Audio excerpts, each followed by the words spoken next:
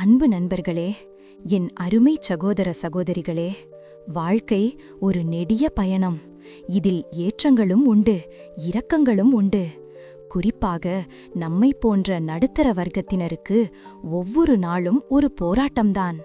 நாளை என்ன நடக்கும் என்ற கேள்வி நம் மனதின் ஒரு மூலையில் எப்போதுமே ஓடிக்கொண்டிருக்கும். எதிர்காலத்தை பற்றிய நிச்சயமற்ற தன்மை நம்மை அச்சுறுத்தும் ஒரு நிழலாக தோன்றலாம். ஆனால் ஒன்றை நாம் முதலில் புரிந்து கொள்ள வேண்டும். வருங்காலம் என்பது ஒரு திறக்காத புத்தகம்.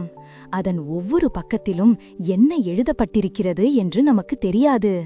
தெளிவான பாதை எப்போதுமே இருக்காது. அதுதான் வாழ்க்கையின் நியதி. இந்த உண்மையை நாம் முதலில் ஏற்றுக்கொள்வது அவசியம்.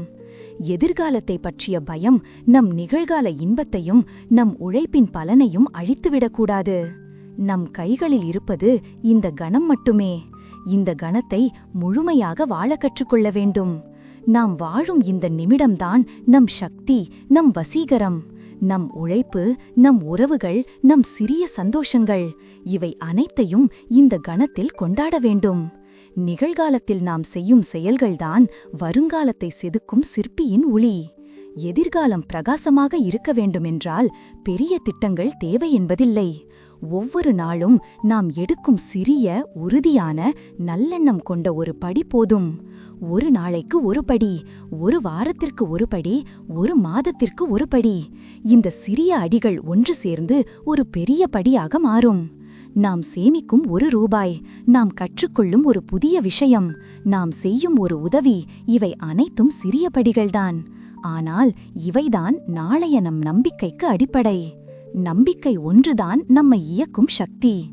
சூரியன் மறையும் என்றாலும் நாளை அது மீண்டும் உதிக்கும் என்ற நம்பிக்கைதான் நம்மை உறங்கச் செய்கிறது.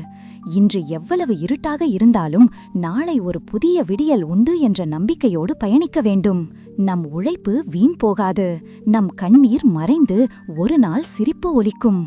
இதுதான் வாழ்க்கை. நம்பிக்கை, பொறுமை, விடாமுயற்சி, இந்த மூன்றும் இருந்தால் எந்த கடினமான சூழ்நிலையையும் எதிர்கொள்ளலாம்.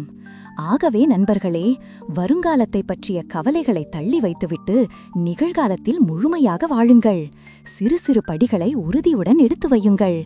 நாளை மீதான நம்பிக்கையை ஒருபோதும் இழக்காதீர்கள். உறுதியாக சொல்கிறேன், நம் போராட்டங்கள் ஒரு நாள் முடிவுக்கு வரும். நல்ல காலம் நமக்காக காத்துக் கொண்டிருக்கிறது. நன்றி.